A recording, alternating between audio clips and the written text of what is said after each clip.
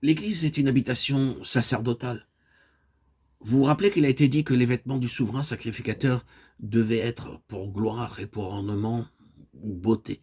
Exode 28:2. Aux yeux de Dieu, bien sûr, l'habillement et les vêtements magnifiques n'avaient aucune valeur en eux-mêmes. Les vêtements peuvent seulement être représentatifs de quelque chose de beaucoup plus grand. Il n'y a rien qui, même en prenant la forme d'un magnifique apparat, puisse impressionner Dieu, quoique cela puisse beaucoup influencer et impressionner les hommes. Cependant, Dieu dit que ces vêtements sacerdotaux devaient être pour la gloire et pour la beauté. Le mot beauté pourrait aussi bien être traduit par honneur. Dans Jean 17, nous avons la prière du souverain sacrificateur. Le Seigneur Jésus va vers l'autel, la croix, et ensuite, il va traverser les cieux et parvenir jusqu'au trône. L'apôtre déclare, nous le voyons couronné de gloire et d'honneur, Hébreux 2:9. Pierre emploie exactement les mêmes mots quand, regardant vers le mont de la transfiguration, il dit «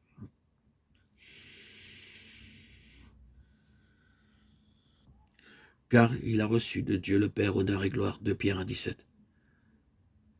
Quand était-ce? Et voici deux hommes s'entretenaient avec lui. C'était Moïse et Élie qui apparaissaient dans la gloire, parlaient de son départ ou de son exode qu'il allait accomplir à Jérusalem. Luc 9, 30, 31. C'est le prêtre qui est en vue. Nous ne pouvons pas aborder maintenant ce qui caractérise le souverain sacrificateur de l'exode après la sortie d'Égypte. Le sang répandu, le sang aspergé, le témoignage à l'encontre de la mort. Tout cela, ce sont des fonctions sacerdotales. Mais l'aspect essentiel, c'est que tout cela est rassemblé dans le Seigneur Jésus comme souverain sacrificateur. La gloire et l'honneur résident dans l'œuvre sacerdotale.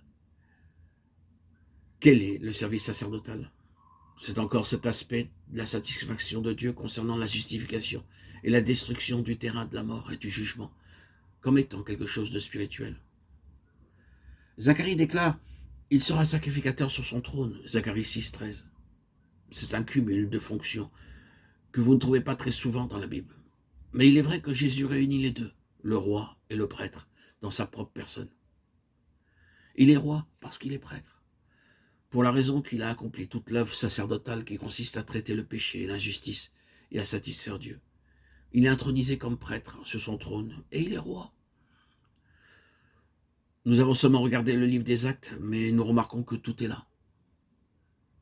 Le psaume 2 est cité plus d'une fois dans ce livre. Quel rapport y a-t-il avec tout cela? Dieu, en récitant Jésus selon ce qui est écrit dans le psaume 2, tu es mon fils, je t'ai engendré aujourd'hui, Acte 13, 33, indiquait que par la résurrection du Seigneur Jésus, sa position de fils avait une signification particulière, spécialement en raison de sa résurrection d'entre les morts.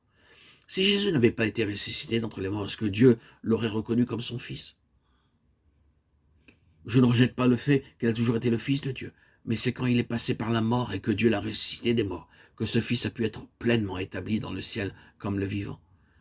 C'est contre cela que l'ennemi s'insurge sans cesse. Quand il vint du Jourdain, la voix dit « Celui-ci est mon fils bien-aimé en qui j'ai trouvé mon plaisir ».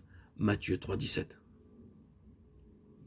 Et Satan veut invalider cela et le prendre dans les pièges de la mort d'une manière ou d'une autre. Il lui a dit « Jette-toi en bas, du haut du temple », pour que d'une manière ou d'une autre, on puisse voir la main de Dieu. C'est l'objectif de l'ennemi.